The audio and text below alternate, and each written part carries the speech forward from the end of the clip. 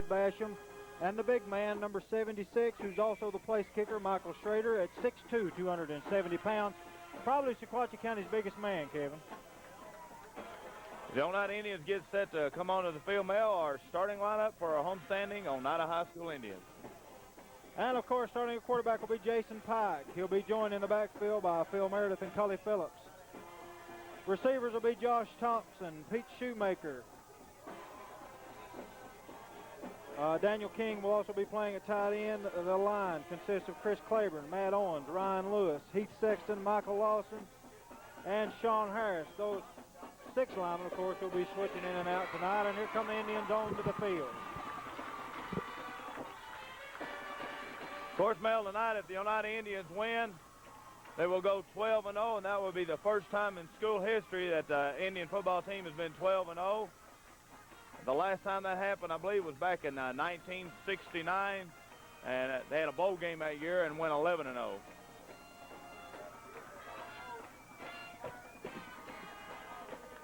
It looks to be a tough matchup tonight. These teams match up.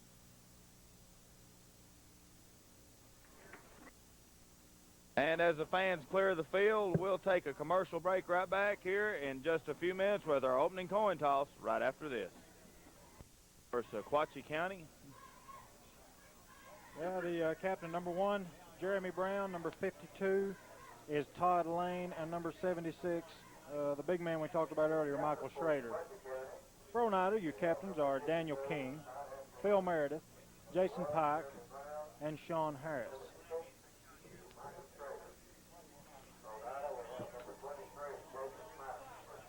Okay, if you're just joining us, we may get some things wrong here tonight for the simple fact this press box is about as crowded as the stands are up here tonight. We've got several radio stations, film crews from Sequatchie County and such, and we're standing in the back of the press box trying to call this game, so we're having to look over some people's shoulders and things. So hopefully we'll get the numbers right and calls right and everything else in here tonight for you.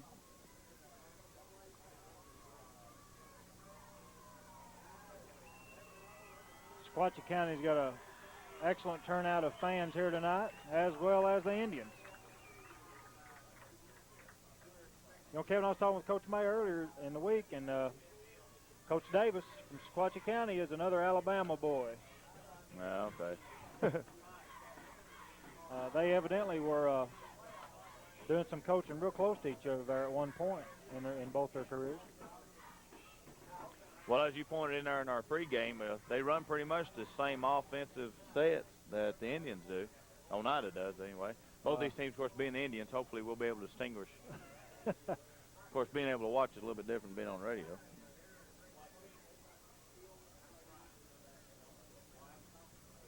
And Sequatchie County has won the toss and deferred to the second half. To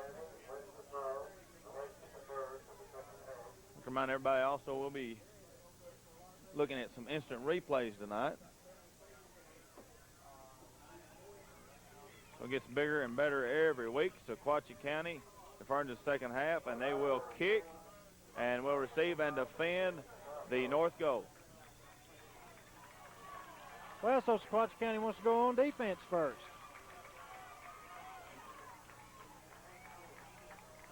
And they evidently have a pretty good defensive unit. You know, some of the scores of the games that they've lost this year, some games that they really had in hand of losing right up until the last. Tellico Plains only beat them 9-7. Bledsoe County beat them 22-15 in the regular season. Now that's who they beat last week to advance to the second round. And last week the score of that was 7-0. Meigs County beat them 20-16, and like we were talking about earlier, their worst loss was to Marion County. That was 30-8. And they only lost 21-14 to Chattanooga-McCauley, and that's a big 5A school down in Chattanooga. So don't let the record fool you, folks, at home, if you haven't heard that much about Sequatchie County other than just their record, because this is a tough football team. And incidentally, this is a team last year that knocked the Indians out of the playoffs 35-0. And Sequatchie County did pretty much what they wanted to, but they lost several players to graduation last year. And they're on a 5-game winning streak, or a 4-game winning streak. This will make 5 tonight if they were to win here tonight. They came in third in Region 3AA behind Meigs County and Tellico Plains, and the fourth-place team was Chattanooga Notre Dame.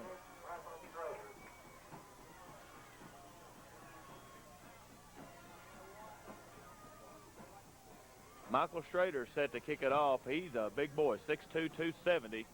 So he can get a lot of body English into this kick here. He can really take it all the way to the end zone. And he's one of the players that gave Oneida some trouble last year. He's a hoss on that defensive line. Back deep for Oneida, the traditional two, Meredith and Thompson.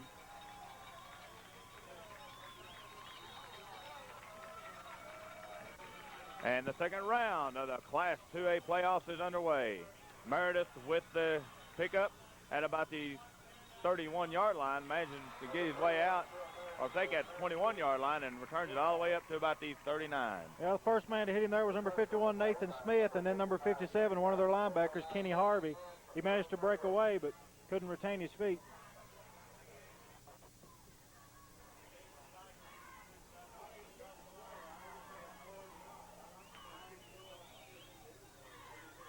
That's Josh Thompson over there in the slot. Accompanied by Pete Shoemaker. They give straight up the middle to Cully Phillips. Stopped there by Nathan Smith and also Brad Basham. It'll be second down and about 7.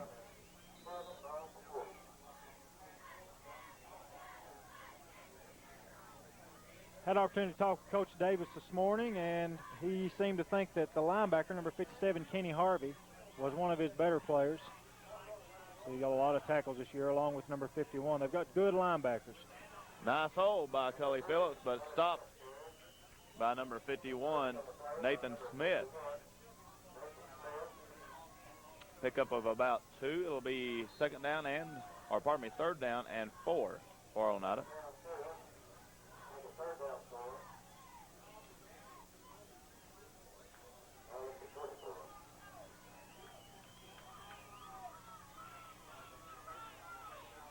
And Sequatchie in a 4-4. That's the defense they'll run out of most of the night. And they got caught offside. I don't know if they were drawn off or not. I didn't notice any movement by the Indians. We'll wait to see what the officials say. And that'll be a first down for Oneida. That moves the ball up to the 49. They need to get just short of the 48. It'll be first down 10. Nice long count there by Jason Pike that helped to draw Sequatchie County offside. Shoemaker out wide left. Thompson in the slot. Phillips with Meredith behind him in the eye.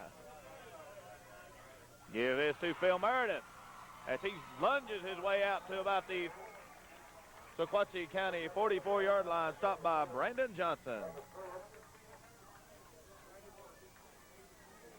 And that was about an 8-yard leap there. They've got it second, and we'll call it a long 2.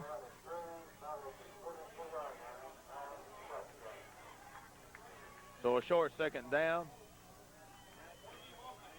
Could possibly see the Indians. He's checking off. He sees something out there.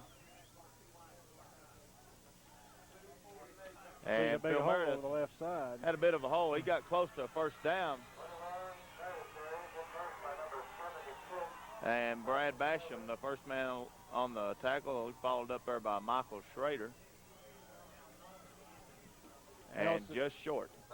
Sequatchie County is a team that will try to intimidate you. They will hit you, and they will slap you around, and they will jerk you to try to make you make a mistake.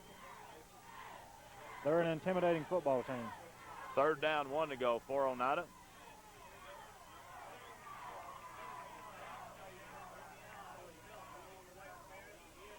And the option to Phil Meredith. He's going to have to hustle. And gets out of bounds at the 40-yard line. That is enough for a first. Looked like he was going to be hitting the backfield there, but he just kind of gave that little hip move and slid around the outside for the first. You know, that's one of the things that's impressive about Phil Meredith, the way he runs. A lot of times you'll look and you'll think he's going to be hit, and the next thing you know, he's like 10 yards down the field, and the guys are like reaching for him, and he's not there anymore.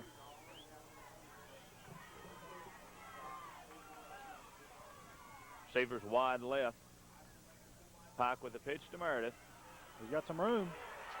He's got and bringing it open. He could be gone, and he is. Touchdown, Phil Meredith. 40-yard scamper down the left sidelines. Mel, that was all speed by Phil. It was, you know, they set up a good line for him blocking over there. It looked like he had a little seam to maybe cut it back up the middle, but he just jumped outside and just went around and just outran the Sequatchie County defenders for the touchdown. Wes Billingsley in to attempt the extra point.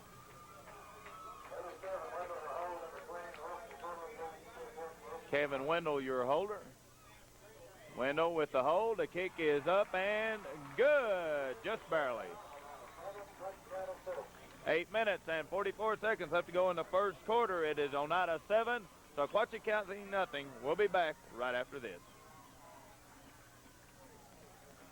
Welcome back as Jerry Garrett set to kick it off, and when I remind you, right after this kickoff, we're going to take a look at Phil Meredith's touchdown run. Jerry Garrett set to kick it away. Back deep for Sequatchie County is number 44, Brandon Johnson. Now the upbacks are number 2, Josh Kane, and number 1, Jeremy Brown. And it's going to be nice Johnson. Kick. And bobbling the snap. He's got an alley over this side, but it quickly closes down at the 21-yard line. And that's the kicker that got him, Jerry Garrett.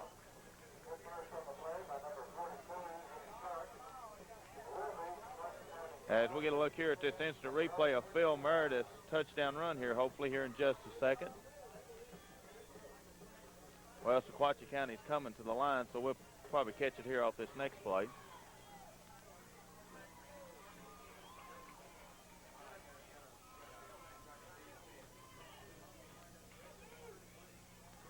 And handoff straight over tackle, and a gain of about maybe 2 yards before he's finally taken down by several Indians. And that was Brandon Johnson on the carry for Sequatchie County. Sequatchie County's quarterback, number 5, is Tyler Lane.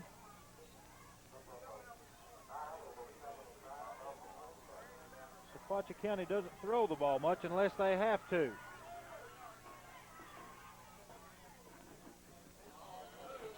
And somebody moved a little too quick.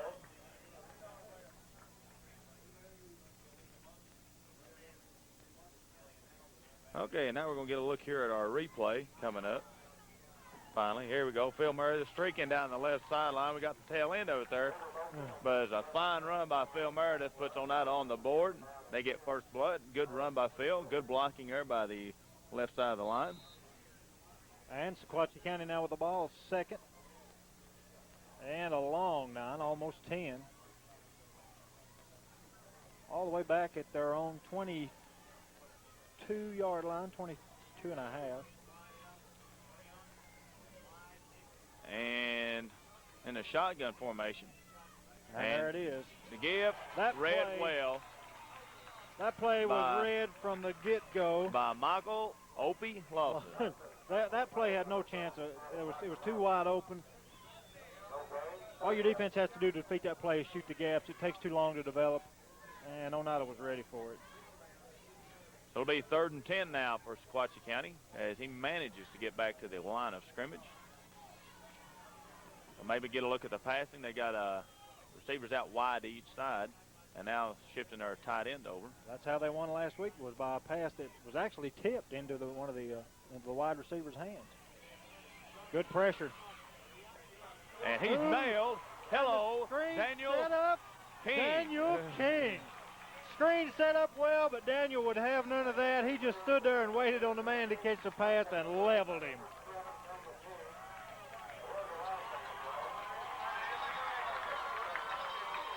So, and that'll fire your defense up, won't it, Kevin?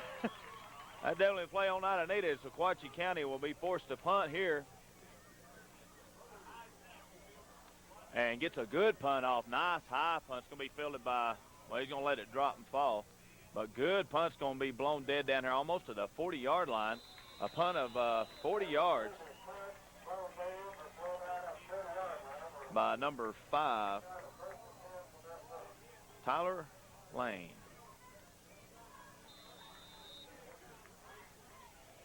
So the Indians take over at their own 40.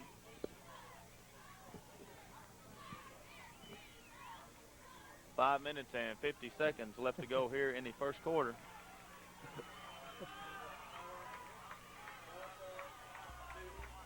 Sequatchie County in a 4-4 defense again.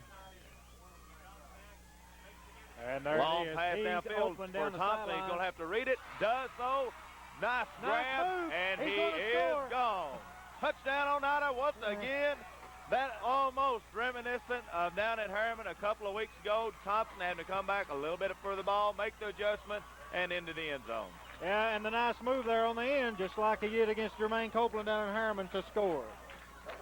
So Oneida jumping out in a hurry against Sequatchie County.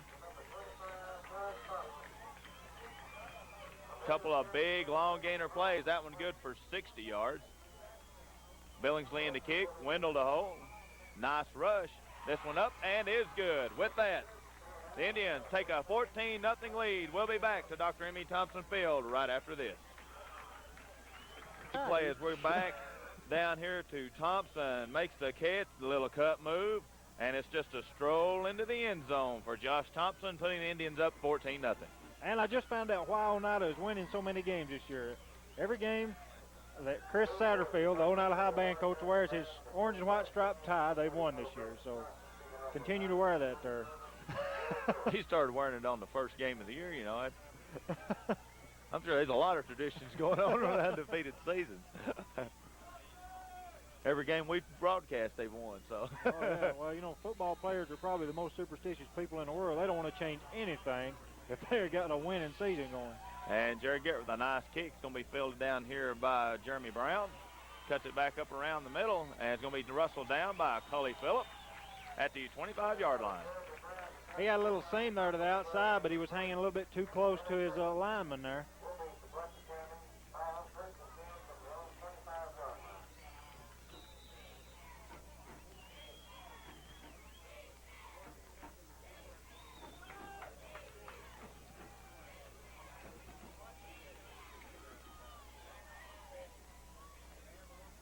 Tyler Lane brings his offensive unit to the line of scrimmage, and only for a gain of about 2 around the right side, maybe 3, taken down by several Indians, was number 44, Brandon Johnson. Now their other back, number 20, Eric Finch, who has yet to get the ball tonight. He had 1,300 yards last year and is probably really their best weapon on offense, and so far he hasn't touched the ball. He'll be saving him for the second half. Remember Coach May used to do something similar to that. Well, no sooner we speak than he gets the ball, and he may have. Well, I tell you what, they got big number 76, Michael Schrader, in there. All they're doing is just running right behind him just about every play. And he's making them a nice hole to run through. So it's third down and about 3 to go for Sequatchie County.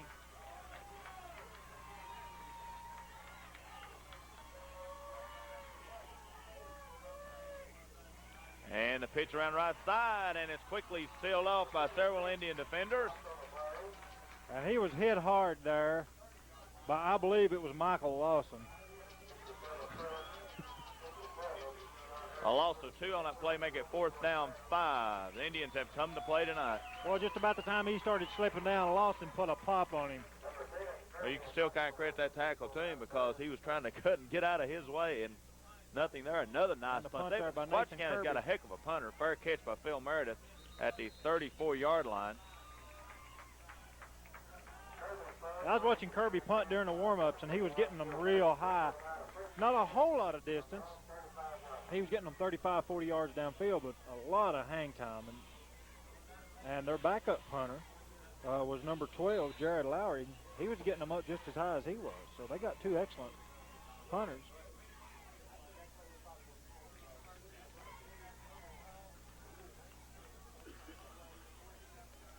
They spot the ball right on the 35-yard line.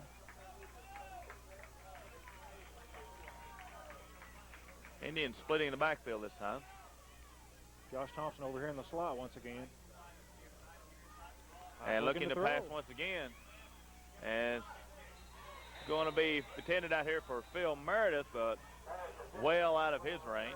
Well, I don't think Josh was really trying to throw out there for Phil as much as he was just getting rid of the ball. He had good pressure that time. Phil was covered pretty well. I think he was just avoiding a loss there.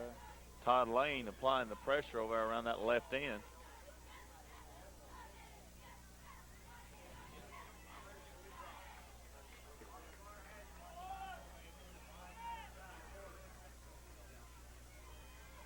Double tight end formation this time for, no, it wasn't. Ooh, oh, nice lift. Meredith hit hard there by number 76, Michael Schrader.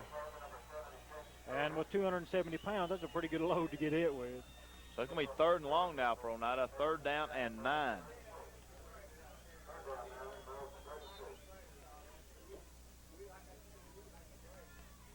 I'll tell you something I saw him practicing in practice this week, Kevin. Oneida was practicing a few little screen passes, and they looked really good doing it.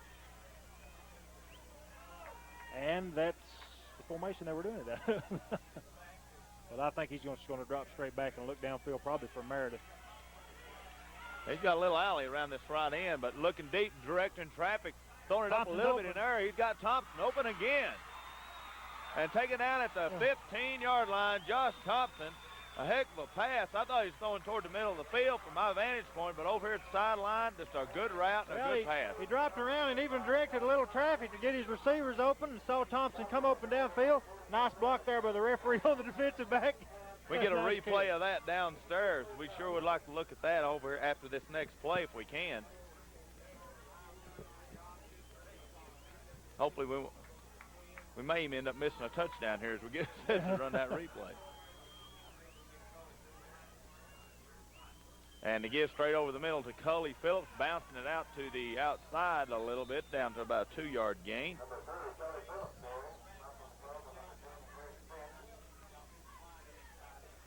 Yep, we'll get a chance to look at that replay here in just a minute. You'll get to see that actually the defensive back actually kind of bumped into the referee and helped Thompson get a little bit. He was already open, but it helped him get a little bit more room to operate because he did have to kind of wait on the pass just a little. I don't think we have the replay on that. We had a little bit of difficulty on that, so it'll be 2nd down and about 7 to go for Oneida. And there's the pitch to Meredith. He's got a little bit of room around the left end. And out there close to 1st down yardage as he gets out of bounds.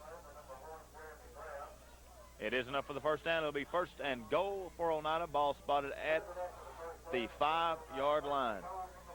I'll tell you what, if Oneida scores here again, they're really going to take a lot of wind out of Sequatchie County because they're really going to be down 21-0. That's tough. There is 1 minute and 22 seconds left to go here in the 1st quarter. Of course, a lot of time left in the game. A lot of things can happen. And a give to Meredith, right over center, into the end zone. Touchdown, Oneida. And there's a flag down, though, on the play. And the way it looks, it probably is against Oneida. It came in pretty quick after the snap, so I don't think it's a holding call. Well, the referee just give the call. I think he said it's against Oneida, but I missed what he said it was. It came in pretty quick to be holding. It may be illegal motion. Somebody maybe moved a little quick. It's a 5-yard penalty. It is holding. It's holding. It's a 10-yard penalty marked from the spot of the hold, and that apparently it took place right at the 2-yard line. So they move it back here to the 12, and it's still 1st down. It's 1st and goal from the 12-yard line. Well, Oneida seems to be pretty successful moving the ball, so this shouldn't hurt them too bad.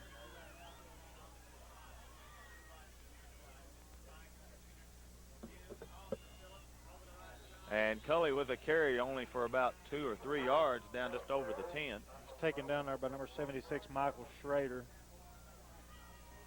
And Schrader already with several tackles tonight. 35 seconds left to go here in the 1st quarter. So this will, barring an incomplete pass or something of that nature, out of bounds, this is probably the last play of this quarter. Shavers wide right.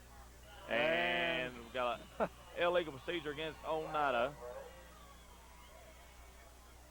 He just jumped a little early there. So from being 1st and goal from the 5 and a possible touchdown, we back up all the way now to the 15-yard line. Well, we're going the wrong direction here. Mistakes are key.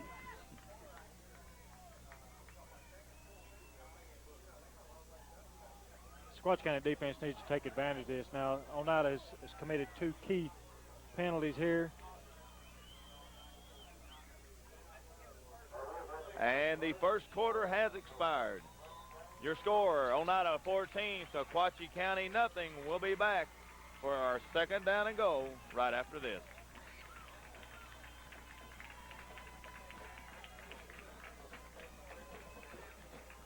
To second quarter action. You know, some big playoff games going on tonight. Knox Central and Saudi Daisy. Knox Central's down at Saudi Daisy, and Brainerd is over at Oak Ridge. If Oak Ridge and Central both win tonight, they meet each other next week, and that is a big rivalry. And that game would be at Oak Ridge. I know you and I went to a Central Oak Ridge game a couple of years ago in the playoffs, and Oak Ridge came out ahead. That was a heck of a ball game. Yeah, I went into overtime. That was Todd Helton's senior year at Central, and it was a heck of a ball game. The Indians now with second and goal here from the 15-yard line. Pete Shoemaker out here with single coverage. And a reverse to Thompson, trying to cut it back inside, manages to get down to the 10-yard line. We'll really bring up turned third and goal from the 10. He turned nothing into about 5 or 6 yards there. Sequatchie County had that read pretty well. Talking about playoffs once again, of course, Scott High is at Knox West tonight. If Scott High could win tonight, and last we heard, of course, by the time this is aired, we'll know the result of that, but last we heard they were ahead 6-0. If they win, you're looking at Loudon, Kingston, Marion County, still down the road for the Highlanders. Tough road. That's a tough district. Tough playoff bracket they're in. And pass across the middle, batted down by number 22 for Sequatchie County, Aaron Nix. Big play for him, which brings up now fourth down and goal, and in comes the field goal unit for Oneida. That was covered well by Sequatchie County. Really, he was never really open, and Josh really just kind of tried to, or Jason rather, just I believe he just kind of maybe tried to force that a little. This will be a 32-yard attempt for Wesley. Snap is down, it is up, and it is right through the upright. 32-yard field goal by Wesley Billingsley gives Oneida a 17-0 lead. We'll be back to Dr. Emmy Thompson Field right after we take this short timeout.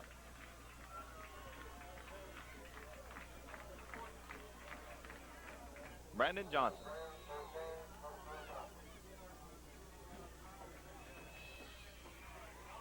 Nice kick.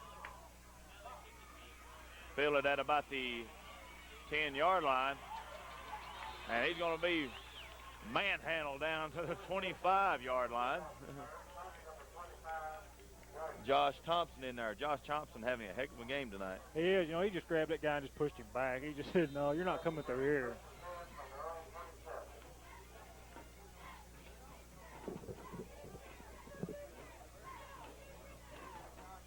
Well, the Indians look pretty impressive so far, Kevin. Sequatchie County's had the ball about 3 times and kind of stale.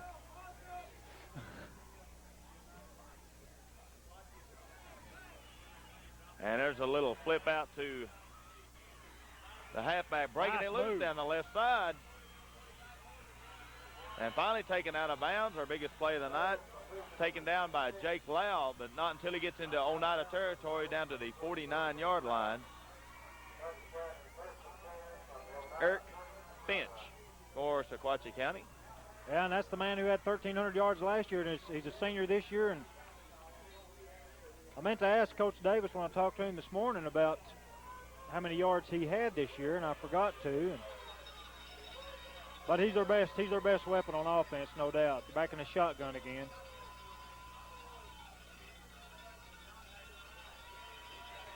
And looking across the middle and nailed. Good catch under that conditions by Pete Shoemaker at number 47 for Sequatchie County, Brandon Johnson. But Pete Shoemaker laid a lick on him that he'll remember the next time he comes across the center again. Well, Daniel King had his arms out. He almost got a hand on that ball as it came across the middle.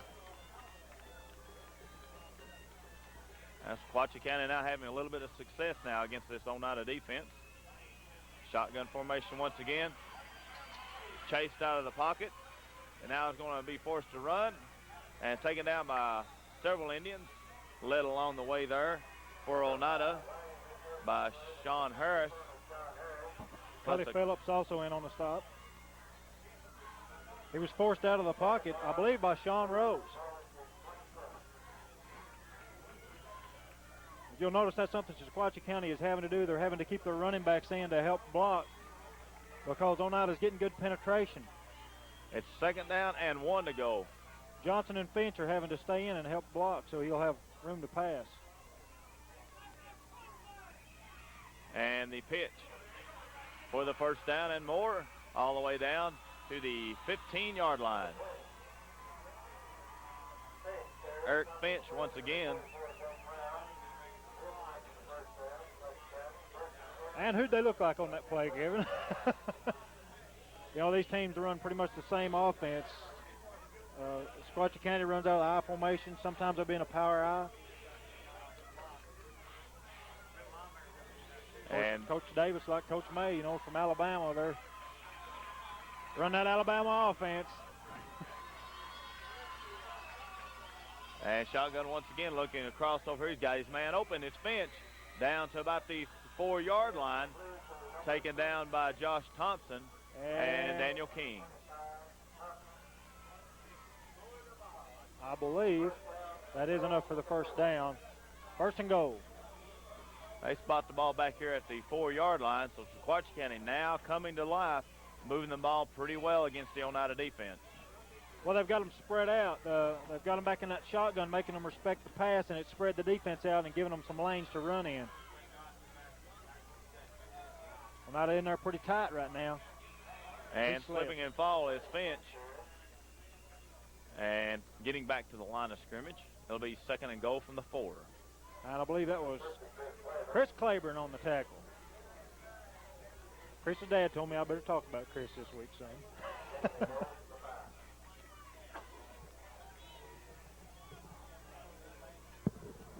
Chris is down there on his knees right now, praying they don't score over his position. Or score at all. Or score at all, yeah. He's going to pitch. And there's a fake dive across the middle, forced out, and nice defense by Phil Meredith and the rest of the Oneida team forcing that play outside, not allowing the touchdown. I thought he was in there. And Phil Meredith just came out of nowhere. He only picked up 1 yard on that play. It'll be 3rd and goal from the 3. It's kind of difficult up here in the press box to see exactly where the from the back of the goal line is. From the back of the press box, yeah.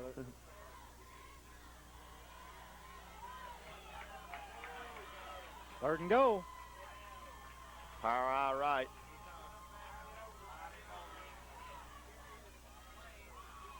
And to give to Finch. In for the touchdown. As Mel, that was an impressive-looking drive that time by Sequatchie County. It really was, you know, and then they got down inside close, and it took them a few plays to score. Oneida defense really played very well down there. But, you know, when you got the ball in that close, it's tough to stop a team, especially a good option team. They're going to pound you, and they got that big number 76 there, Michael Schrader. He makes a big hole if he just falls down.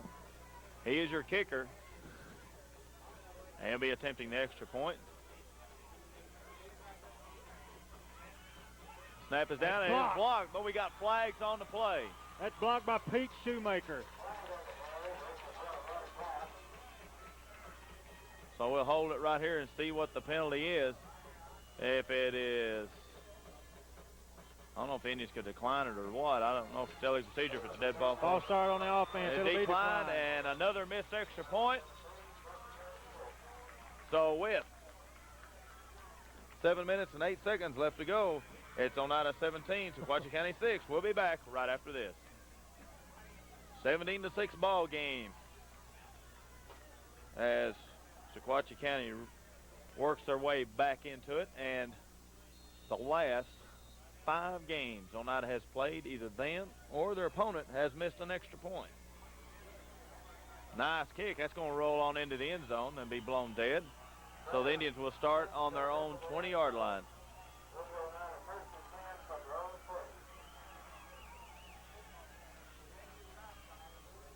He got his weight into that one, didn't he? Yeah, no kidding. That's a nice deep kick. That ball landed on probably about the 3 or 4 yard line down there. That's 55 yards through the air. Now the Indians will have to answer. What started to look like it was going to be a Oneida Indian-dominated game. The Sequatchie Indians come right back and score and get right back into it. Give straight up the middle to Cully Phillips, and not much there. Stopped there by several Sequatchie County defenders, not the least of which is number 51, Nathan Smith, and number 52, Todd Lane. That's number 54, Randy Neal, also in on the tackle, who's going out.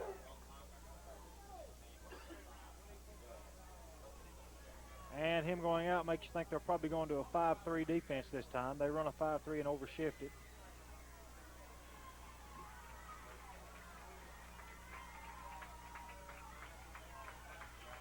Well, they're back in a 4-4.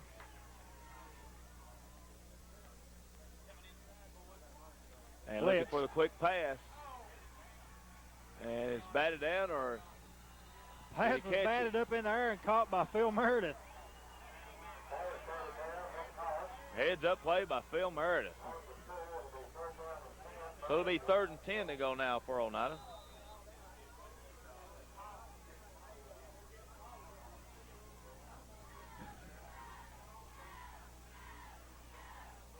And I won't embarrass Kevin by telling you what he was just doing. Running around here looking for his gloves, and they were in his pocket. Hey, there's too many people up here running around. Josh Thompson in the slot. There's the pitch There's to the Meredith. pitch. Had some good block, and then kind of broke down as Sequatchie flooded over the right side. And no gain on that play. It'll be 4th down. And the momentum has definitely shifted over to Sequatchie County. And with the ball at the 20, they're probably going to get the ball with pretty decent field position. Probably at least around the 40-yard line. Their own 40, that is. And back near their own 40 is number 44, Brandon Johnson. And Pete Shoemaker set to kick it away for the Indians. There's the snap. No rush. They're setting up a return. Ball's going to come down about the 45, make it about the 47.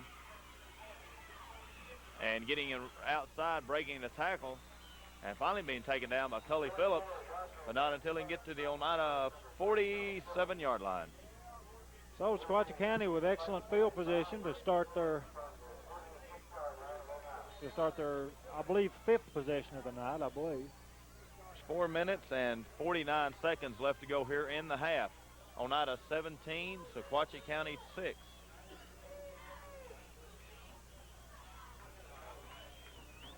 Back in the shotgun once again is the quarterback, Tyler Lane. Looking to throw across the middle. Right in between 4 Oneida defenders, and he's nailed by Cully Phillips and Pete Shoemaker, is Aaron Nix. As for many years past, we've seen teams pass against Oneida. Hopefully this will be the same, as they will pass against them all night long. And eventually you'll start seeing the Indians figuring them out and start picking them off. Yeah, especially in the second half when they have a chance to make their second half adjustments. Coach May will have them doing something a little different. Evidently a busted play there. I believe that was supposed to have been a little shovel pass or maybe a handoff to number 44, Brandon Johnson, and Lane had to pull it down and run it himself. He still picked up about 4 yards off that. It'll be 2nd down and about 6. I'll make it 3, 2nd and 7. And I was just informed that Scott Howe is now leading 12-3 in their game, so it looks like the Highlanders taking it to West. And, of course, to beat West, you shut down the quarterback, DeMarcus Wilson. And nailed. He's hit and hit by hard Jake Lau. Jake Lau. Never even saw him coming. Somebody got him excited and blow this thing right off the meter in your living room there, but that was a hit. Hopefully we can get that. Well, I know they said he's having technical difficulties on the replay, but if you're watching this at home and recording it, rewind that and watch that again. Here it comes right there. Nails. I'm talking that's cleaning your clock. And that, as Stan and I would say, is a sack. A big one. Good job to Doc Hall downstairs running the equipment, getting that replay on for us. And being forced up the middle. And really doing an excellent job still on his feet. Nice run there by your quarterback, Tyner Lane. And getting some of that back, but it will be 4th down. And, of course, down here they will more than likely go for it. More than likely. Now, I don't think their field goal kicker's got that much range, so they'll go for this. I don't know. Michael Schrader's the field goal kicker, the one that just... He looks like he's probably got the potential of hitting about a 45-yarder, which that means the line of scrimmage would have to be around about the 28. Which is where they're just about a half a yard shy, and they are going to go for it. They're going to go for it. 4th down and 4. Power I. Now the man goes in motion. Long count. He's trying to draw not off. Long count by the quarterback, and now a timeout. Good job, Oneida defense. With a timeout, we'll do the same after we tell you there is 2 minutes and 7 seconds left to go here in the half. It is Oneida 17, Sequatchie County 6. We'll be back right after this.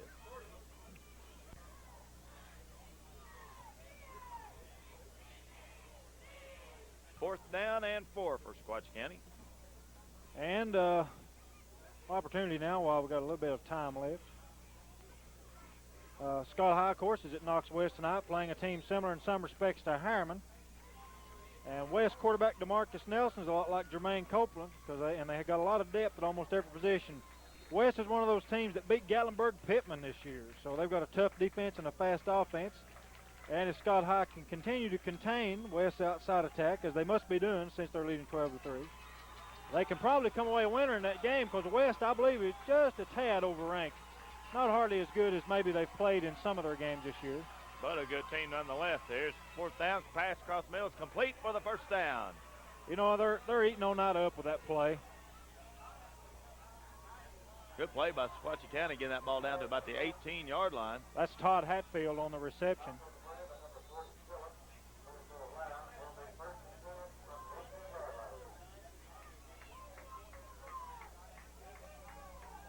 And really, Oneida's linebackers aren't out of position. They're just going down, and he's just going down and sitting in between them and waiting for the pass. And there's good the pitch. The Finch. And he's nailed and finally taken down. He takes a couple of Oneida players with him down to about the 8-yard line. It's going to be close to another 1st down. Quarterback Tyler Lane paid for that pitch. I believe it was Michael Lawson that made him pay dearly for that one. Lowry goes out, replaced by Jeremy Brown at end. And it is a 1st down. It's 1st and goal now from right on the 7-yard line. Back in the shotgun again. Phil Meredith over there on single coverage with Brown. And you've got receivers out wide to each side, looking across the middle and not finding his man. And it's going to be almost taken down as he gets it away. Completed his pass out there to Brandon Johnson. Good head on well, a good head on Lane's shoulder, good head on Johnson's shoulders. Also to notice that his quarterback's in trouble and to turn around and be there for him for the reception. And they almost scored on that. So it's 3rd down goal from about the 2.5, 3-yard line. Brown was coming across field on a slant. I believe that was what they were looking for, was the slant to Brown, but he was covered well by Meredith. They're in tight now. Sequatchie County with the chance to really tighten this thing up. 2nd and goal. The hand to Finch as he just eases it into the end zone. As the Sequatchie County line really opened it up for him.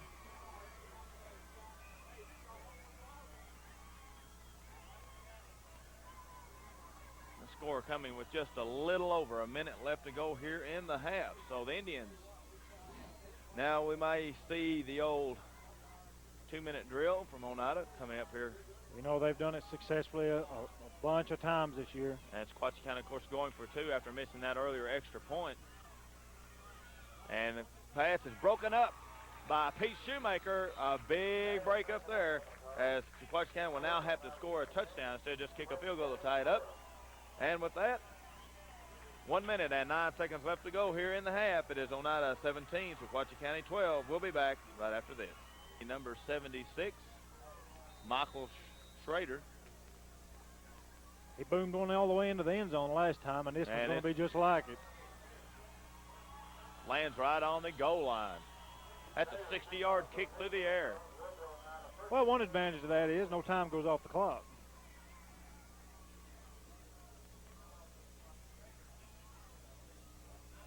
Well, what's Oneida going to do here, Kevin? They're going to be content to sit on the lead and just run the clock out, or do you think they're going to air it out downfield for Josh Thompson? Well, you know, it could go either way. They might try it here on one or two plays.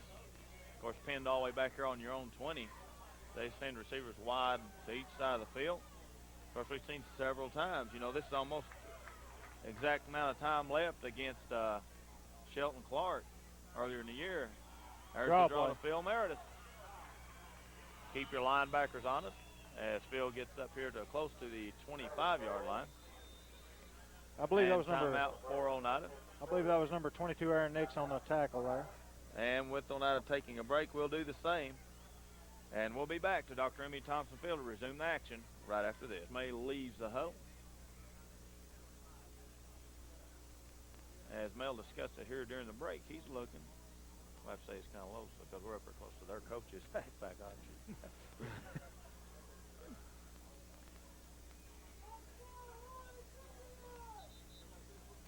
I don't know. I believe Oneida will probably be content. Of course, Coach May pacing the sidelines there. I would think they may be content going into halftime. Well, they send Shoemaker and Thompson wide to each side of the field. Yeah, they are looking for Thompson. Oh, and he had him, but it falls incomplete. He turned to look to run with the ball before he had it caught. The classic receiver mistake there, but when you got two guys bearing down on you, it's easy to do. They'll make it third down and about 5.5 to go for Oneida. Of course, the clock stopping with the incomplete pass. 56 seconds left to go. Of course, one thing you don't want to do right here is end up giving Sequatchie County plenty of time to move down and do something if they don't get the first down here. Well, we've seen them do it several times this year. That the Indians, when they looked like they were just. And there's the pitch to Phil Meredith. He's going to be plowed under by 4 Sequatchie defenders. And Sequatchie County led along the way by Lane.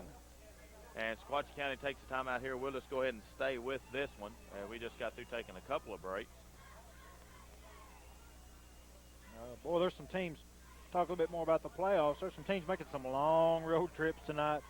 In Class 5A, Dobbins-Bennett's got to go all the way out to Murfreesboro to play Riverdale, and that's a long road trip. Dobbins-Bennett's in Johnson City. Yeah, that's what, 300 miles or more out there? Close to it. And Elizabethton having to go all the way down to Cleveland. That's not hardly as far as it is from Dobbins-Bennett to Riverdale, but pretty close. We mentioned earlier about the Scott High's bracket. That's a really tough bracket. Loudon's playing at Seymour tonight, and that'll be the winner. If Scott High wins tonight, they'll be playing the winner of that game. Gallenberg-Pittman is playing at Kingston tonight. That's an excellent game. And Pete Shoemaker set back to punt for Oneida, back deep for Sequatchie County. And nice rush in there by Sequatchie County. And Brandon Johnson's got it at about the 46. And he changes direction. He's got some room. Josh Thompson's going to chase him down. Good pursuit by Josh Thompson, putting him out of bounds over here at the 45-yard line.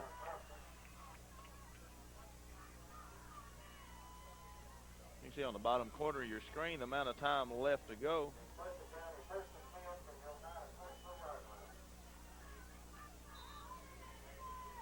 Well, it's probably being the shotgun, I'm sure, and he is. So Oneida Indians scoring on their first 3 possessions, I believe, and now Sequatchie County scoring on their last 2.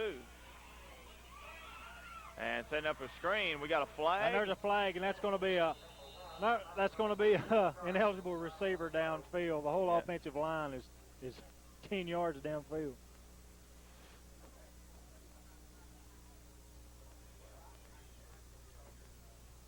And the officials are still discussing it. That pass was completed behind the line of scrimmage. It's going to be ineligible downfield. No flag. No flag. Well,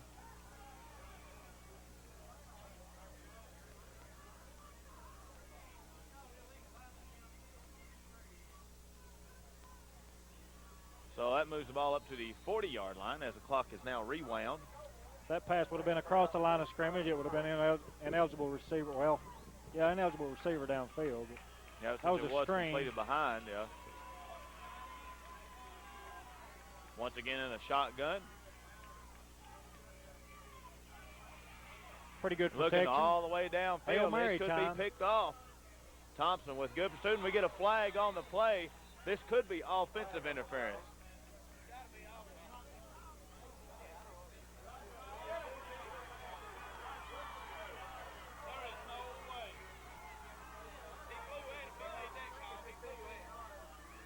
And pass interference against Oneida. Well, fashion that as Josh Thompson was playing the ball and it was past the intended receiver for Sequatchie County, and they call him for pass interference. Don't understand that call. I didn't see it, so I can't comment on it. I watched it all the way. From where I am in the press box here, I can't hardly see that corner of the end zone. You know, I try to remain impartial as I can on some of these, but I just do not understand that at all with Josh Thompson being past the defender. If he was behind him, I might understand something, but. And the referee warning Sequatchie County's coach to get back off the field. He got the penalty. I don't know what he's on the field for. A 15-yard penalty. It moves the ball all the way down to the Oneida 25-yard line. Well, you can take some consolation in the fact that at least it's not like the pros. You don't get the ball at the point of the interference. This will be their last opportunity with only 6 seconds left. And looking to the end zone. This one should be picked. Going to be knocked down. And that is the end of the first half as Sequatchie County has come back in this second quarter and made a ball game of it. It's 17-12. We'll be back with some halftime comments right after you watch this. We're tied at the half, 14-14. Tellico Plains was ahead of Oliver Springs 20-14. And that Scott High was now trailing West 16-12, and we understand that was on a halfback option pass with like 2 seconds left in the half that West took the lead in that game. Well, hopefully the Highlanders can come back in that game, and hopefully the Indians can keep off Sequatchie County in this one. Sequatchie County went in definitely with the emotional advantage and maybe even a little bit of the physical advantage going in to the half. Of course, as we've seen before in the past, Kevin, Coach May excellent at making those halftime adjustments, and the Indians doing what they need to do to pull out a game in the second half. Of course, Coach May and the entire Oneida coaching staff. Of course, Jim Birchfield is your defensive coordinator, and quite often you'll see teams come out against Oneida. They've done well against moving the ball on in the first half and just completely shut them down in the second half. And, of course, hopefully that will happen for the Indians, the Oneida Indians, that is. Sequatchie County, of course, is the Indians also. Well, as they one thing for Sequatchie County, they have got some pretty uniforms out there, don't they? Purple and gold. They look sharp. Gold helmet. They're a sharp-looking team. And they're playing the Indians a really tough ball game here tonight. Jerry Garrett to kick off for the Indians. Back to receive for Sequatchie County, number 44, Brandon Johnson. And a real short kick. And I don't. That wasn't intended. I don't know. He just missed. Didn't get his foot on the ball good. He kicked the teeth 4 yards downfield. So he may have slipped a little bit. You know, it's a little damp out there tonight. He may have lost his foot in just a little bit. I was looking downfield as he came up to kick the ball, so I didn't get to see what happened. He got to give Sequatchie County's and a little credit on that, being able to pay attention there and get that ball. Handoff straight over center. A gain of about 4 yards on that play is Brandon Johnson. Or no, it was Finch. I'm sorry, it was Finch, not Johnson. Of course, you watching this game later on the way. I don't know if you all noticed or not while we was looking at the Oneida High School Marching Band, but Channel 6 filming the entire band, so we were probably the band of the week on Friday Night Hits. I don't ever miss it, do you? Oh, never. And there's the pitch. Daniel King with good pursuit. Finch. And it's going to be spun around there by Jake Lau. Josh Thompson also over there. Of course, Daniel King, the man with the backside pursuit. It's going to be third down and about 2.5 to go. He's got to get just the nose of the ball over the 47-yard line.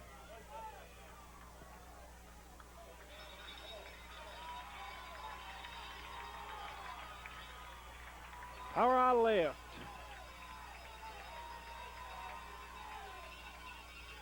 And the pitch to Finch. Good job by Pete Shoemaker. Cut the man inside and managed to get a piece of him and tripped him up. That was Finch. No gain on that play. Almost broke it.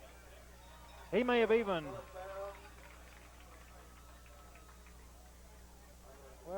lost just a little. That's the exact same spot. So it's going to be fourth down. It's nonetheless because it is fourth down, and the Indians have held on their first defensive stand. Of course, Phil Meredith is back to receive. That's number 10, Nathan Kirby with the kick. Good kick going to be fielded by Meredith at the 10. He cuts it back inside, got a little bit of room. Good return, considering the punt, taken down by Nathan Smith. But a good return, about an 11-yard return for Phil Meredith. And the Indians need to come out and really do something on offense right now, because the last couple of series they had the ball going out of the second half, or out of the first half rather. Sequatchie County managed to stymie them. So they need to come out here and get them a good drive going and get the emotional edge back in their favor. That good defensive stand they had there will help, but they need a good drive by the offense to get them emotionally and physically back into this ball game. And we got flags all over the place. Probably at the snap of the ball, we've got illegal procedure against Oneida would be the possible indication.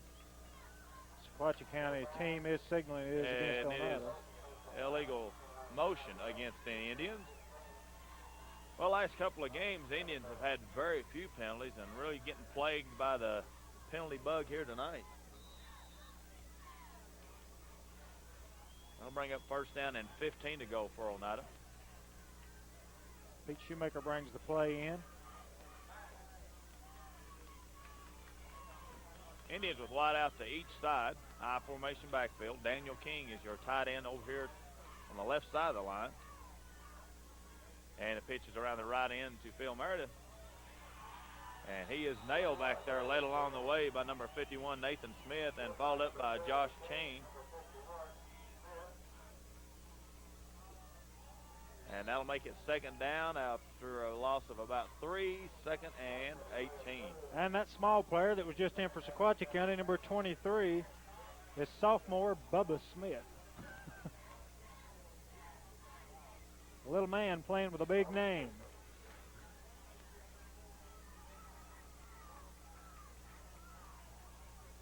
I would say this is a definite passing situation with New Kid. And looking over here for Thompson. We've seen that pass earlier. Thompson shaking it loose, getting out here to the 28-yard line.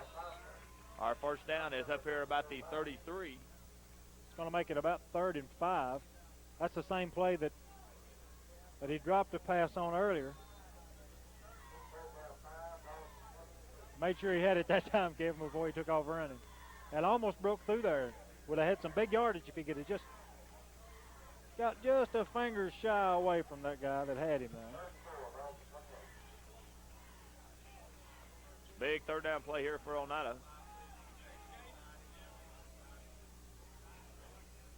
Quick pass. Nice snag, nice pass to Josh Thompson. Good throw for the first down. Eric Finch with your catch. But, Mel, everything about that play was absolutely perfect for a first down. Well, it was just a quick look in. Josh dropped back, threw it on a string out there to Thompson. Good tackle by Finch, because man-on-man coverage, a lot of times you can get burnt deep on a play like that. And there's receivers split left and right. Shoemaker over here nearest to you on the sidelines. Thompson out wide left, or right. And to give to Meredith as he tries to make it over between the tackle and end. Nothing there. He stopped for no gain. Led along the way by Kenny Harvey. It'll be second down and about 9 to go for Oneida.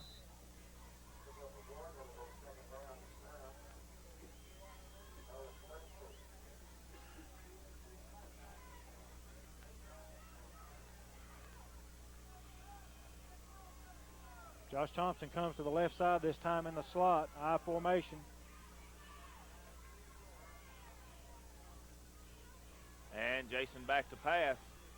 Being flushed back out of pocket now. Pete Shoemaker coming back for the ball. It's forward progress. Dory spotted. And They're going to give him forward progress up here to the 41-yard line. Not a very good mark by the referee. He caught that ball up about 2 yards ahead of where they got it marked. It will be 3rd down and about 4. Got to get about a ball length over the 45-yard line for the first down.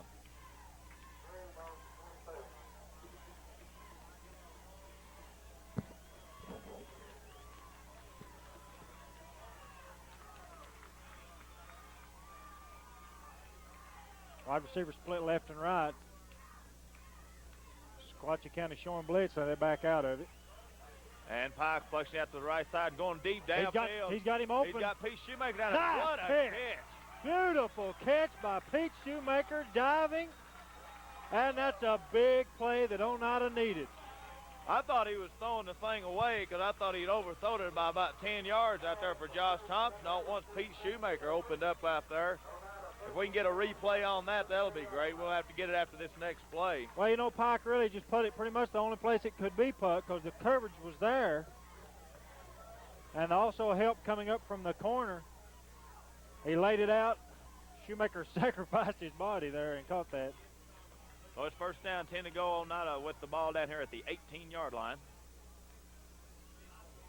Give to Cully Phillips. We haven't seen him much in this half as he's grinding it out. And Punisher number 2 gets it all the way down to the 15-yard line. He's just about a yard short of another first down.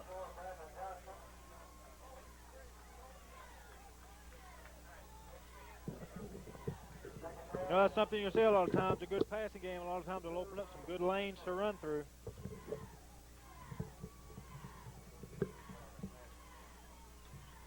When I look back to the line, Shoemaker wide to the left. Pitch out to Meredith. Meredith's got some running room around the outside, and he's knocked out at about the 4-yard line. Or no, that's the 9-yard line. I've not got a good angle from where I'm standing. Not hardly as far downfield as I thought he was, but that is enough for a first down. It'll be 1st and goal, Oneida, just inside the 10-yard line. I understand we had a little bit of technical difficulty there once again on our instant replay, and we're going to be able to get that. We apologize for that, but the main thing is that hand here. Oneida 1st and goal. And Josh Thompson's man is way off him over there. And there goes Meredith up the middle, and that's going to be about a 6-yard gain. Thompson is standing over there wide to the right side of the field in single coverage. And his man was a good 15 yards off of him, Kevin.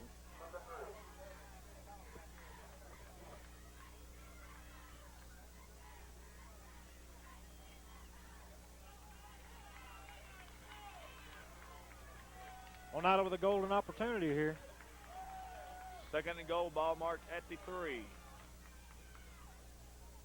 Give to Phil Meredith right across the center of the line. And stopped just short by several Sequatchie County players.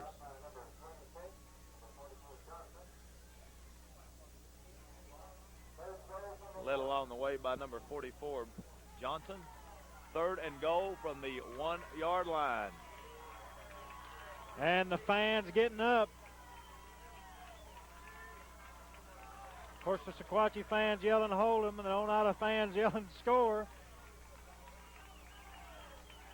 Look for the Punisher, Cully Phillips. Phil Meredith. It's Meredith. He goes through the in, hole standing by up. Cully Phillips. Go Meredith. He led the hole.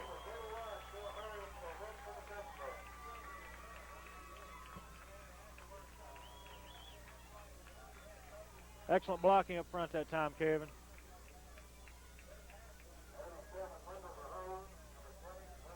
And Wendell set to hold for the extra point. Billingsley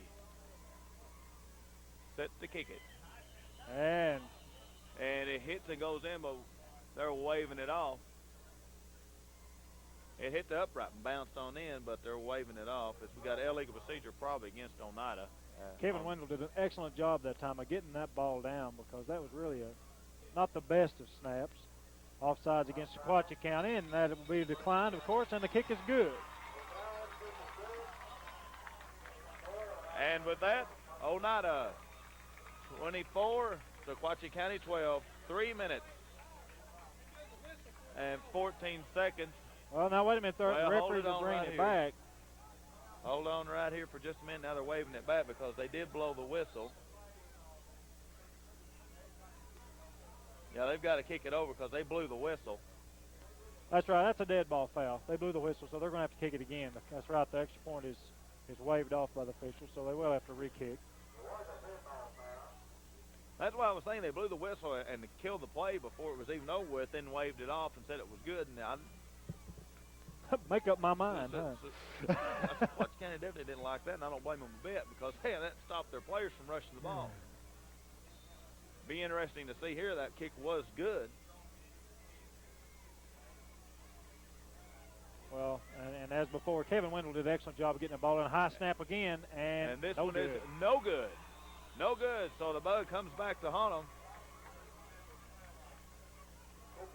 So 23-12 your score, 3:14 left to go here in the third quarter. We'll be back right after this. 23-12, an 11-point lead for Oneida. And, of course, back deep for Sequatchie County to receive is number 44, Brandon Johnson. The upbacks are different this time. You got number 15, Jody Lockhart, and number 1, Jeremy Brown. Long drive and kick, fielded at the 30-yard line. Return of 40, a fumble on the play, and is recovered by Sequatchie County. He's down. They're going to mark him down. That's number 47, Todd Hatfield. And a little bit slow getting up. And he may not be getting up. They're going to have to bring in somebody to take a look at him. Well, with the injury timeout right here, we'll go ahead and take a break as well. And we'll be back to Dr. Emmy Thompson Field with the rest of the action right after this.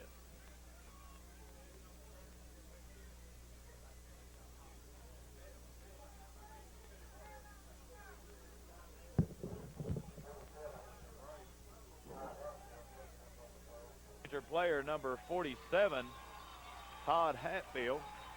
He's been replaced on the field by number 86, Alani Stevenson. A little note that might be interesting to know, he's their starting tight end, number 47 is. He's only a freshman. The man replacing him is a junior, number 86, Alani Stevenson. So he must be an excellent player to be starting at tight end at freshman. That's something you don't see too often. No, sure isn't. A lot of fans getting into it hot and heavy over here on the sideline. Back in the shotgun again. Nice. I think he dropped it. That was almost a good interception there by Pete Shoemaker. And as we alluded to earlier, Mel, you know, they'll complete them passes in the first half, but it gets tougher in the second. You know, we've seen that not just this year, but in years past here at Oneida. Teams that's come in here, of course, the one that really comes to mind is Greenback. They probably had one of the best passing attacks that's ever been seen by the Indians. But you keep doing it, and it's going to come back to haunt you because they're going to make their adjustments, and sooner or later, somebody back there is going to pick one off. And it's usually Josh Thompson. And there's the option to the left side to Finch, and he snowed under for no gain. Excellent job by the Indians that time. Number 62, Dustin Posey. We got Cully Phillips out there also. We got to look a while ago at the home fans here at Oneida, and the fans have always been excellent in supporting this Oneida football team. And any time that you're out there on that field and you're having a tough game, and you can look over here and these fans get behind you and start hollering and roaring, Mel, it'll just the emotion is just unbelievable. Yeah, and you know, that's one reason why I think the Indians are successful on the road like they are too. Really, there's no such thing as home field advantage when you're a good pressure by Sean Rose. Daniel King up there. And nice stick by Cully Phillips, only for a gain of about 5 yards. A pass to Aaron Nix. That's going to be 4th down and 5. But as I was talking about, I think one of the reasons for the Indians' success on the road is they've got a great fan following on the road, and we've seen it many times where the Indians would have more fans there than the home team and actually turn the advantage their way. Meredith back deep to receive the punch from number 10, Nathan Kirby. And Meredith all the way back to about the 15-yard line, and he's going to get a chance at this one. Fielded right at about the 16. Shakes one tackler. Works his way back up around the right side. And Daniel King fell on it. And we've got a flag on the play.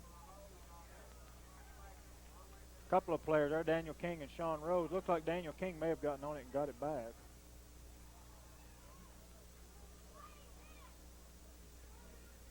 And it's going to be a illegal block below the waist against Oneida. That will be a costly penalty down here around this part of the field, as that's going to move it way back around about the 15-yard line. But the Indians, if you remember last time, drove the ball well all the way, marching all the way down the field as their drive started on the 20. But the upside of that, at least they did recover their own fumble there and retain possession. Better to have the ball at your 15 than Sequatchie County to have it at your 30.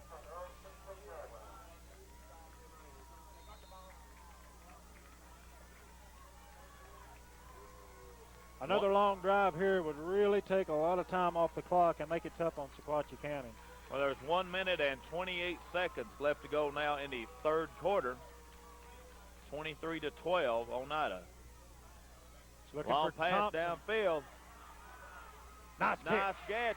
We've seen him make that grab so many times, over the shoulder, leaning back, and just let it come on in. And that is probably the toughest catch for a receiver to make, because you just really running, practically falling down. Look back, and it's tough with that helmet on and everything to look back, and especially at night looking into these lights to make that catch. But we've seen him do it all year, just like you said, and I believe he's got it perfected, Kevin. Gets plenty of practice at it. And there's a give to the big man, Cully Phillips, as he grinds out about 4 yards up to almost midfield. You know, that's one of the few things we haven't seen tonight is Cully break a big one. But you know, sooner or later it's coming. The Cully's going to rip one off for about 20 or 25 yards. And take half the team with him. Yeah, it's going to be one of those deals where it takes 8 guys to tackle him. And I think y'all came up with a nickname for Phil last week. What was it? Well, I've changed that. I'll get to that in a minute. I was hoping that would be changed because I didn't particularly like that one. And there's Meredith as he's going to pick up about another 3 yards. And hit there by Aaron Nix, number 22, and trying to strip the ball. Now, we're going to give him the nickname off the top of our head down at Herman, the Pounder. And I come up with one this week. Of course, Stan's not here. He might not agree, but I'm going to give it to him, the Flash. I think that fits him a lot better. It certainly does, a lot better than the Pounder, because the Pounder, if anybody, is Cully Phillips. And that is the end of the third quarter of play. One more quarter left to go here in the second round of the Class AA state playoffs. And Oneida with the lead, 23-12. We'll be back right after this. Oneida crowd fired up, and they are really cheering and yelling loud. It is third down and about 4 to go for Oneida.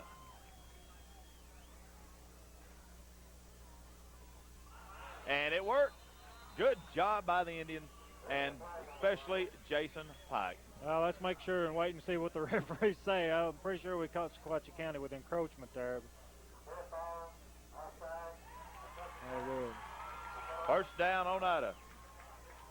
That's getting it the easy way. While I got a little break here, let's like to take the chance to tell everyone, if you get a chance, get out and some of the people that sponsor the football games here on Channel 5, get out and tell them you appreciate it, because without them, we couldn't bring you these games, especially the playoff games, because it costs us $200 to film these things. Yeah, to get the film right. And without those sponsors, there's just no way we could do it. And to give to Phil Meredith, breaking a couple of tackles and finally being forced out of bounds at the 40-yard line. Of course, I also like to take this opportunity to thank mainly Doc Hall, as he was the one that contacted me and asked me to, if I would be interested in broadcasting these games for him this year. And of course, Mel, being the avid Oneida Indian fans we'd be here anyway, so this just gives us an extra little capacity. We enjoy doing them. Anything we can do concerning Oneida Indians, especially the football team, we're more than happy to do. And Pike with a give. Good fake. And he's going to be tagged out there by Eric Finch. No gain on that play. It'll be second down and 7. Sequatchie County defense had that covered very well. They had the pitch man covered. And Jason looked like he had a little room to run there, but then Finch came up and sealed it up. So 3rd and long to go for the Indians, 3rd and 7. But once again, a good long time-consuming drive. And Oneida wants a timeout. And apparently not getting something squared away there on offense. So with that, we'll take a timeout as well. 11 minutes and 16 seconds left to go here in the ball game. Oneida 23, Sequatchie County 12. Scott High still trailing 16-12. Hopefully they can come back, and it would be nothing better, in my opinion, to have both high schools in the quarterfinals next week. It'd really be something special. Would. And with players like they've got, you know, Daniel Smith, they should be able to come back and take the lead in that game. Big pass downfield. He's overthrown.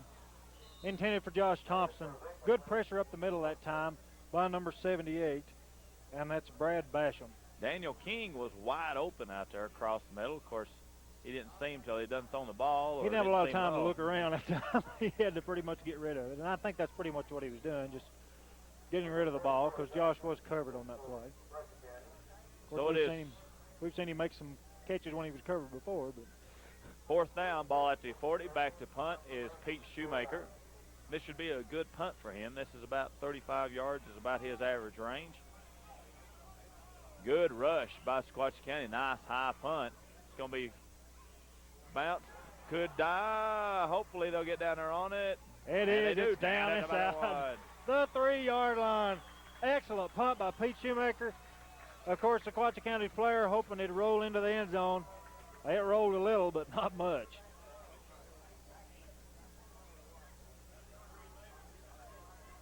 They might have been better off to try to run that back.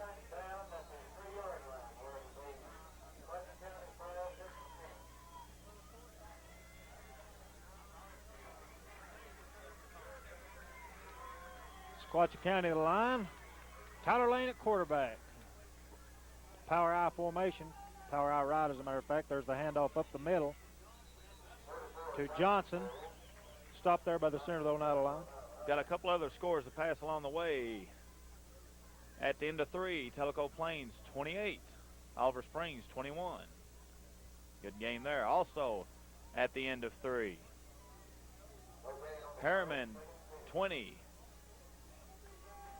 Meigs County 14. Well, you know, that's a game that we talked about, that if Meigs County goes in there and takes them for granted just because they're the #1 team in the state, you know, sometimes going and playing #1 will get you fired up, and Harriman is certainly not a team to take lightly. We know how tough they are. Swing pass out to number 20. Good job, good pursuit out there by Phil Meredith. Of course, we'll know the results of all these games by the time you watch this back here on Channel 5. You know, but we're talking about, to you anyway. Yeah, we're talking about Oliver Springs. You know, just because they got a lower winning percentage, you know, they don't mean that they're a weaker team by any means. You know, last week they went out and beat South Green 34-6. Really impressive victory. You know, and one of the reasons for that is probably because this is a tougher region. You know, they've got nothing to lose. If not for Oneida beating Alcoa, they probably wouldn't even be in the playoffs. And so they've probably got a lot of emotional edge, and plus they're a team that'll hit you too. I mean, they will put it on you. And being wrestled down from behind and finally being tagged by Daniel King. But if I catch the man, Sequatchie County has taken a timeout right here, and we will do the same. After we tell you 9 minutes and 22 seconds left to go, 23-12, Oneida with the lead. And it looks like Sequatchie County is going to go ahead and punt. And they got lined up a little quicker. We was going to try to hit some of the things that are going on in the playoffs tonight. But well, we got a guy coming in late, and he's finally getting in here. Punting right on the goal line. And another fine kick. That thing landed right at the 40, and it's going to be down at the 42. And, you know, we're talking about Oliver Springs. A lot of people may not realize this, but they are the only team left in the playoffs that finished the regular season under 500 winning percentage. And that's 4 and 6. That's all 5 classes. That's all 5 classes. And, of course, right now, only behind Tellico Plains by 7 points. It'd be interesting to see, you know, if Oliver Springs, Harriman, Sweetwater wins, and Oneida can hold on and win here, we would have a lock on the quarterfinals. And if Oliver Springs does beat Tellico Plains, that will be our opponent next week if we win here tonight. That is true. As Tully Phillips with the drive across the right end for about 2 yards. But as I was fixing to say, if that would happen, somebody from this region would return to the Clinic Bowl. That's right, and you're pretty much guaranteed of that anyway with teams like Sweetwater and Harriman and Oneida, as good as they are this year, that it's a pretty good bet that one of these teams is going to make it to the state championship game. And we was talking about this earlier in the week. Of course, Oneida with a really tough road here. They got Sequatchie County, of course, by no means, as we knew coming in this game, was an easy team. There's a tough team out there. We'll highlight more on this in a moment. And Phil Murray, we got a flag on the play. There's a flag down. And while they sort that out, I believe, now I've had 2 or 3 people disagree with me on this week, but I think the single A state championship is being played tonight at Battleground Academy. Greenback is at Battleground Academy tonight, and I believe, this of course is just my own personal opinion, I believe whoever wins that game will probably go on to be the state champions. Now, of course, a lot of people are talking about South Pittsburgh and even Coalfield. And a holding call there against Oneida is going to back it up. It'll be 2nd down and 15. A lot of people are talking about South Pittsburgh being tough and Coalfield being tough, but now Coalfield beat Greenback early in the year, but now Greenback's only lost 2 games, and in both of those games they had like 5 or 6 turnovers, and really mistakes is what killed them because they were in all those games to the last and just let mistakes kill them. And look across the middle, ball is tipped and intercepted.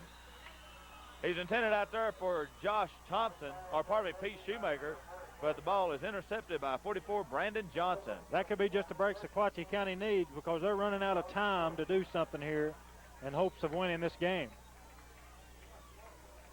They take over on their own 40-yard line, and they take over with 7 minutes and 30 seconds left to go. Back in the shotgun formation. He's looking for his man across the middle. He's wanting to throw the swing pass, but his man was covered. He's going to have to run, and Heath Sexton's got him from behind. And the pass falls incomplete, I believe, or was it caught? It's intended out there for Aaron Nix. That was incomplete. Shoemaker had good coverage on it. It'll be 2nd down and 10. He was looking for Eric Finch out of the backfield on the swing pass, but he was covered well. I didn't catch who that was that had the coverage on him. He had to look elsewhere, and there just wasn't anything else to look to. This is Jared Lowry out here in the slot. On a quick slant. Looking downfield again. Now he's going to have to run.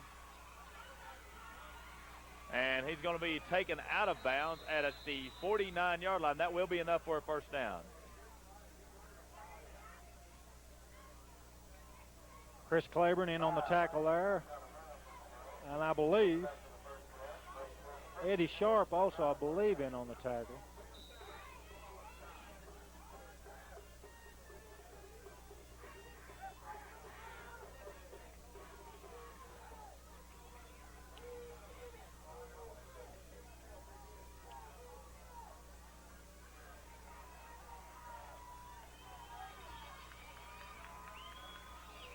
Again, that shotgun formation. 2 receivers out wide to the right.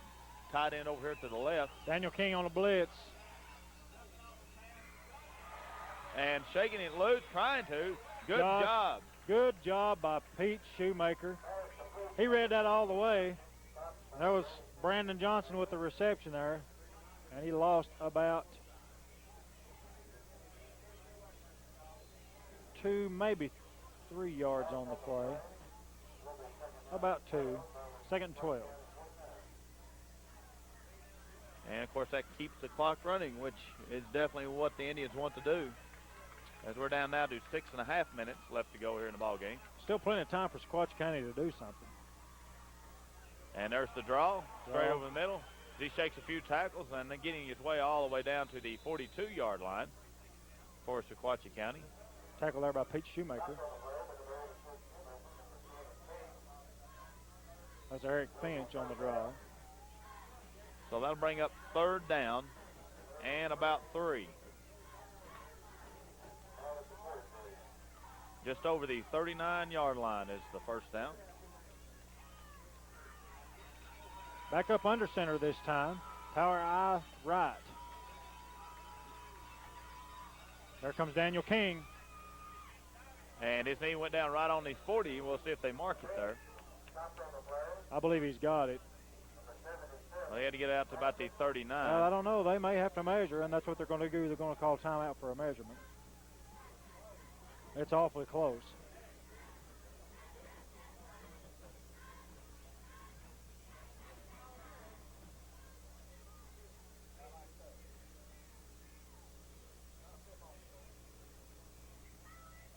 And it is a little short. Will be 4th down.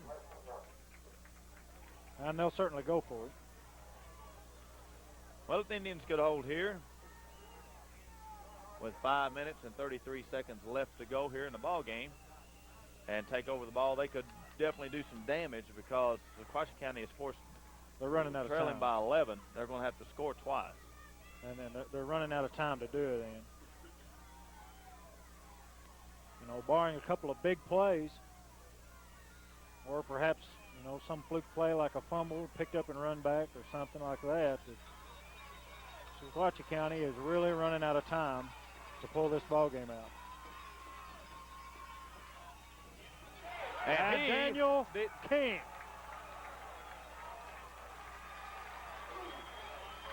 You know, Kevin, we've seen it through the years when Oneida needs a big play to win a ball game or to seal a ball game. They step up a notch, but you get performances like that from Daniel King. That right there, perhaps the biggest play of the night. Hopefully we'll get a replay of that. I'll kind of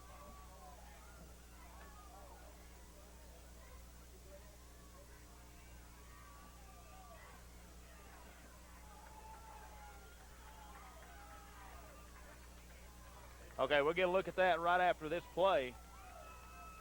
Could be one of the plays of the night. And to give to Phil Meredith, the right over center.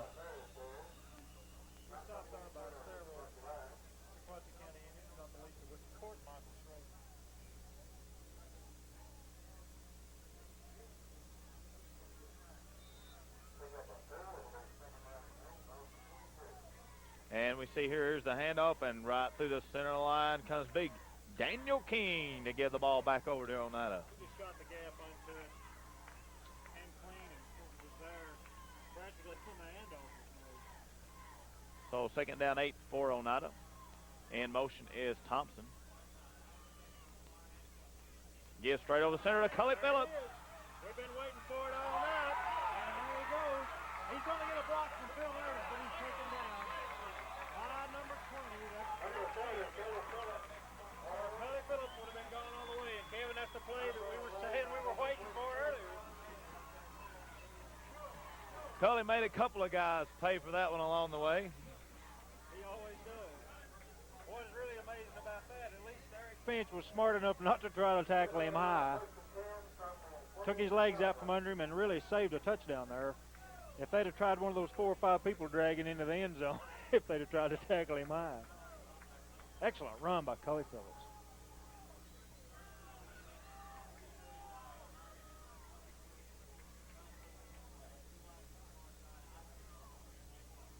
And they're going to give it to Phil Meredith as he's trying to get a little bit of room, but nothing there.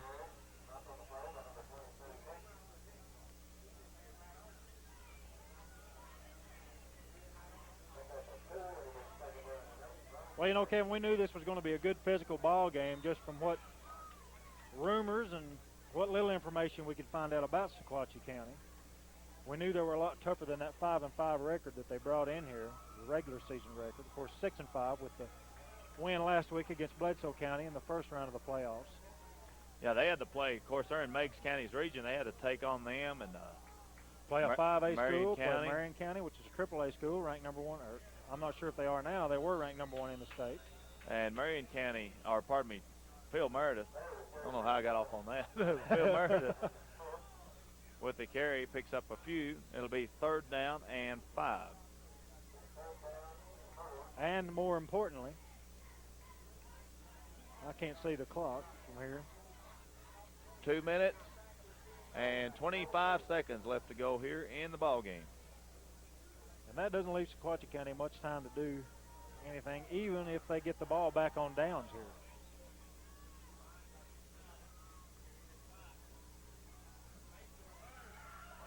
And it's going to be forced out on the fake reverse and forced out of bounds, which will stop the clock, which is something Oneida really didn't want to do, but had to do.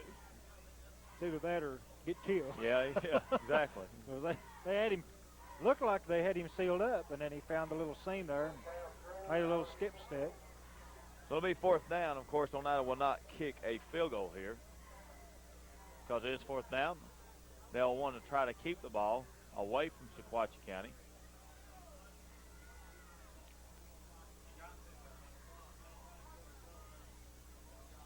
Definitely don't want to throw a pass either here. They'll want to do a run in order to keep that clock running. And Cully Phillips, they keyed on him on that play. You tell as soon as they looked like he's going to give it to him, they swarmed him. And so Sequatchie County will take over on downs. 1 minute and 54 seconds left to go in this ball game. And barring some freak of nature or something like that, Oneida is going to come up with another big win. Yes, and look at facing the winner of the Tellico Plains Oliver Springs game, which we haven't heard an update here in the last little while, but and could quite possibly be Oliver Springs. And that game would be played here, and of course you cannot take Oliver Springs lightly if it would be them, because they have found a new life. And a pass across the middle is complete and taken down. Pete Shoemaker out there on the coverage. I think he kind of went for the ball. I think he thought he may have had that one picked off. But I'll give credit to Tyler Lane. He has got an arm. He throws those things out there on a string. The defense didn't have a lot of time to react to the pass. Well, I was talking earlier quick release about Tellico Plains. Of course, Tellico Plains come into the playoffs ranked 5th in the state. Oliver Springs, of course, as I said, has found new life, and any team like that, Mel, is really dangerous in They're playoffs. very dangerous. They've got nothing to lose. There's a pitch reverse. And Pete Shoemaker's going to chase him down from behind, but he did get the first down. He's out just shy of the 30-yard line, but that is enough for a first down. That's Bubba Smith on the carry, Kevin.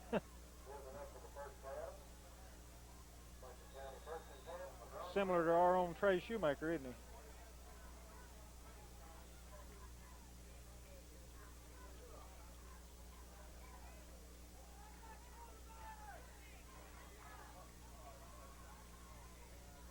As this play starts with 35 seconds Sack left, and he's in the going to be nailed. backfield. And that's Michael Lawson and Heath Sexton. And also there, I believe, Chris Claiborne. And Sequatchie County takes a timeout, and we'll do the same. 22 seconds left to go in the ball game. Oneida 23, Sequatchie County 12. We'll be back right after this. And welcome back for what should be the final couple of plays here. If second down, I think Sequatchie County has one timeout remaining. And 22 seconds left to go. You can see at the bottom right hand of your screen. the referees are something with the equipment on number 51 now. Shotgun formation. Sequatchie County really has to put it in the end zone here to have any type of chance. They run a Set up a screen screen, pass. and he dropped it. And of course, that's an incomplete pass. And anything positive out of that for Sequatchie County would be that it stopped the clock with 17 seconds left to go here in the ball game. The time definitely running out for them. Of course, they're not going to win this ball game, like you say, unless something really weird happens. But I don't think there's enough time for anything weird to happen now. Oneida will be home next week. That game will be played right here. It will be the state quarterfinals. And something interesting I learned this week, I thought that Oneida would be playing one game at least on the road if they went all the way. But if we have to play Harriman, if we have to play Harriman or Sweetwater, we'll still get to stay home. In the semifinals, that's the right. Semifinals. And to give right across the middle is going to be taken down at about the 34-yard line. And Sequatchie County is going to take their final timeout, and we'll just go ahead and stay here with this one. As we were saying, Oneida will get to stay home if Sweetwater. Now, we haven't heard how Sweetwater's doing tonight against Westmoreland, but if we were to have to play Sweetwater or Harriman in the semifinals, it would be here because we are the region champs. And also a little note that we want to pass along to you, as well as hopefully the crew downstairs, that as soon as this game's over with, the plaque will be presented to Oneida, Coach May, by two captains from the 1960 or 1959 team that I believe they said 1960. 1960 team that went 11-0. That was the last team that made that mark. This team will go 12-0, beating that record. And the two captains for that team are Max Newport, and I can't remember the other name right now, but we'll get that for you at the end of this game, hopefully. I believe it was Jim Litton. Good pressure by Sean Rose. And looking good way hit by Sean downfield, Rose. and That's is going to be picked off. By, and Josh is just going to... good sportsmanship, just took a knee. Pike. And the Oneida Indians going to the field after they have won this ball game as it comes to a close, 23-12. We are into the quarterfinals. And that's Coach May's 125th win at Oneida High School. We'll be back for hopefully the presentation out there on the field to Coach May and some comments with Coach May and some of the players right after this.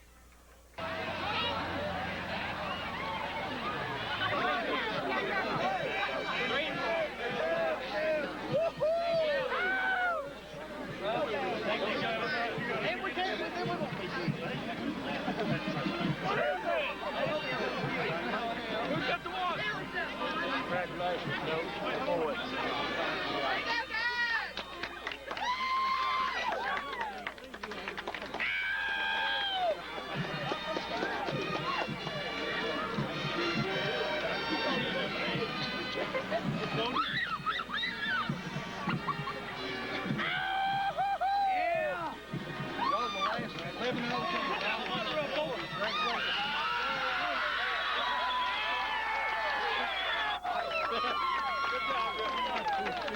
Over to the left, he's got the plaque in his hand.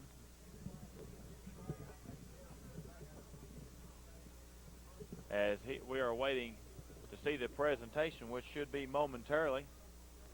Well, the Indians come into tonight's game. Of course, we didn't know a whole lot about Sequatchie County. I'm sure Coach May knew a whole lot about them, but we didn't know that much about them, and knew it was going to be a tough physical ball game. That's exactly what it was. Well, and as in times past too, you know, the Indians have always managed to rise to the occasion. When they've played a tough team offensively, they've gotten tough defensively, and they've done the things on offense that they've needed to do to win the ball game. And nothing short of that tonight. They came out and performed excellently when they had to. When they needed big plays, they got big plays. When they needed first downs, they got first downs. That's a sign of a championship football team, and a football team that has an excellent chance to make it all the way again, just like the 1992 team did. And we hope and wish them all the luck in that we can.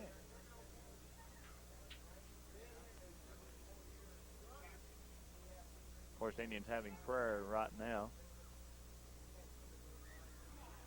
And now we will get the presentation from the captains of the last team to go 11-0.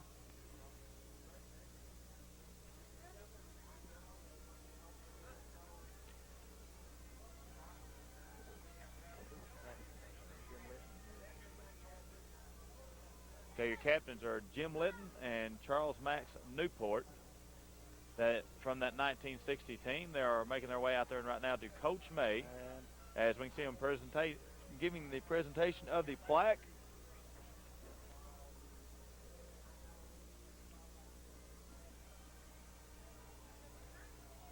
And that plaque represents winning the second round of the Class AA state playoffs. There we see Coach May.